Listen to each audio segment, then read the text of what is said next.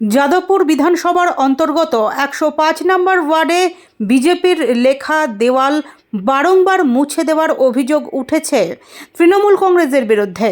এই ঘটনাকে কেন্দ্র করে শনিবার সকাল 10টা নাগাদ ওই এলাকায় ব্যাপক উত্তেজনার সৃষ্টি হয়। স্থানীয় সূত্রে জানা গিয়েছে, এলাকায় বিজেপির পক্ষ থেকে আগে দেওয়াল লেখা হয়েছিল, কিন্তু বারংবার সেই লেখা মুছে ফেলা হচ্ছে বলে অভিযোগ। ঘটনাটি সামনে আসতেই স্থানীয় বাসিন্দাদের মধ্যে ক্ষোভ ছড়িয়ে পড়ে। অনেকেই প্রকাশ্যে প্রতিবাদ জানান এবং এলাকায় রাজনৈতিক অস্থিরতা দেখা দেয়। ঘটনাস্থলে পরিস্থিতি সামাল দিতে স্থানীয় স্তরে আলোচনা চললেও বিষয়টি ঘিরে রাজনৈতিক চাপানোতর আরও বাড়তে পারে বলেই মনে করছেন এলাকার মানুষজন।